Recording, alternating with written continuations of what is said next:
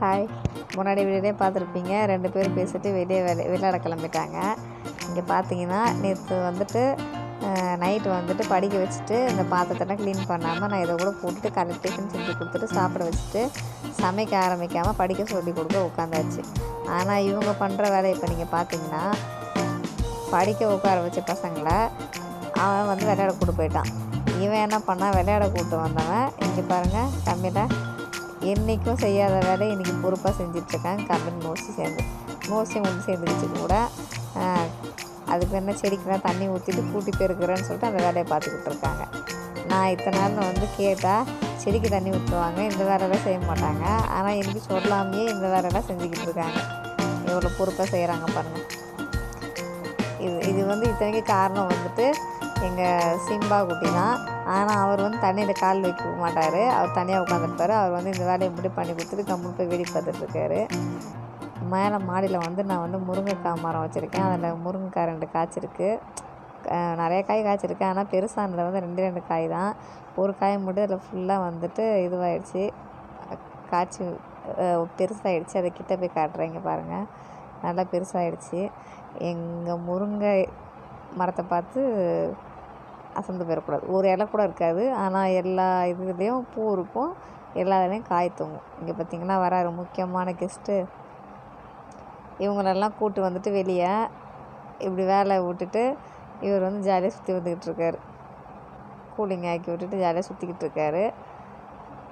வாங்க போகலான்னு சொல்லிட்டு கூப்பிட்டுருக்கேன். இப்போ நான் மிதட்டி கூட்டனையும் மிரட்டுறே தெரியாதுங்க அவனுக்கு. இப்போ வா சிம்பா சொல்லிட்டு பாசமாக கூப்பிட்டா இவ்வளோ நாள் கூட்டு பார்த்தா வரல. வா சிம்பா சொல்லிட்டு கூட்டனே வந்துட்டான். வந்தால் அமைதியாக வா உள்ளே வான்னு சொல்லிட்டு கூப்பிட்டா வரமாட்டான். ஏன்னா இவங்கெல்லாம் வெளியே இருக்காங்கல்ல, இவங்களுக்கு மூளை கருத்தாவே இவர் தான். இவர் வந்து உட்காந்து அவங்க என்னென்ன வேலை செய்கிறாங்கன்னு பார்த்துட்ருப்பார். இப்போ அதான் வேலை செஞ்சு முடிச்சிட்ட பிறகு கூட விளையாடுறதுக்கு வேலை, அவங்கள படிக்க வர்றது வேலை கிடையாது. பார்க்குறான் பாருங்கள், அவ்வளோதான். இதுமாரி வந்து விளையாண்டு அடுத்தது இவங்களுக்கு வந்துட்டு காக்கா வந்து இங்கே தண்ணி குடிக்க வந்திருக்கு. நமக்கெல்லாம் பயப்படுறது கிடையாதுங்க. அவங்க வந்து தண்ணி குடிப்பாங்க, போவாங்க, எல்லாம் பண்ணுவாங்க. அதோட காக்காவுக்கு மெயினான வேலை என்னென்னா, எங்கள் லக்கிக்கு நாங்கள் பெடிகிரி போட்டு வச்சுருப்போம். அந்த பெடிகிரியை தூக்கிட்டு போவோம், அவனோட தண்ணியை அதை யூஸ் பண்ணிக்கும். திட்டு வாங்கிட்டு வந்து இப்போ உள்ளே படிச்சுக்கிட்டு இருக்காங்க. படிச்சுக்கிட்டு இருக்கவங்கள இவன் வேடிக்கை பார்க்குறான்னு நினைக்காதீங்க. இவன் ஃபஸ்ட்டு வந்துட்டு நான் வந்துட்டு ஒரு வேலை பண்ணிகிட்டு இருந்தேன், அதுக்கு தான் வந்தான். இதுதான் அந்த வேலை. தக்காளி கட் பண்ணிகிட்ருந்தேன். அதை கேட்டுகிட்டே இருந்தான். நான் தரலைங்க, அவனை டிஸ்டர்ப் பண்ண போனான். சரி வாடா தக்காளி தரேன்னு சொல்லிட்டு கூப்பிட்டு வந்து தக்காளி தந்துட்டுருக்கேன். இவனுக்கு வந்துட்டு ஃப்ரெஷ்ஷாக எந்த வெஜிடபிள் வேணாலும் ஃப்ரெஷ்ஷாக வந்து சாப்பிட்றதுக்கு ரொம்ப பிடிக்கும். தக்காளி, பீன்ஸு, அதுமாரி இதுமாரி சில காய்ங்க தான் சாப்பிடுவான் ஃப்ரெஷ்ஷாக. அதுமாரி தக்காளி ஒன்று நம்ம கட் பண்ணும் போதே ஸ்மெல்லு வந்த உடனே கடன்னு வந்துட்டு கேட்க ஆரம்பிச்சிருவான். அதுமாரி கேட்டுகிட்டே இருந்தால் நான் தரவே இல்லைன்னு சொல்லியும் திருப்பி படிக்கிறவங்கள போய் டிஸ்டர்ப் பண்ண ஆரம்பிச்சிட்டான். அதனால் நான் தக்காளி தந்துக்கிட்டு இருக்கேன். ஆனால் எனக்கு தக்காளி சாப்பிட்டா கோல்டாகும். இருந்தாலுமே வந்துட்டு ஒரு 2 நாளைக்கு ஒரு தடவை 3 நாளைக்கு ஒரு தடவை தக்காளி கட் பண்ணும்போது கொஞ்சோண்டு தக்காளி தருவேன். ஏன்னா அவனுக்கு ரொம்ப பிடிக்கும் அது தக்காளி.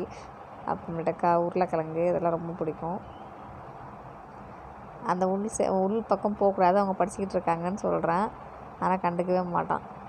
இதுமாரி உங்கள் வீட்லேயும் உங்கள் பசங்க இருந்தால் இது வந்து உங்களுக்கு ஞாபகம் வரும். ஆமாம், நம்ம பசங்களும் இப்படி இருக்காங்கன்னு சொல்லிட்டு, யாரெல்லாம் அப்படி இருக்கான்னு சொல்லிட்டு உங்கள் வீட்டில் நீங்கள் யோசித்து பார்த்துக்குங்க.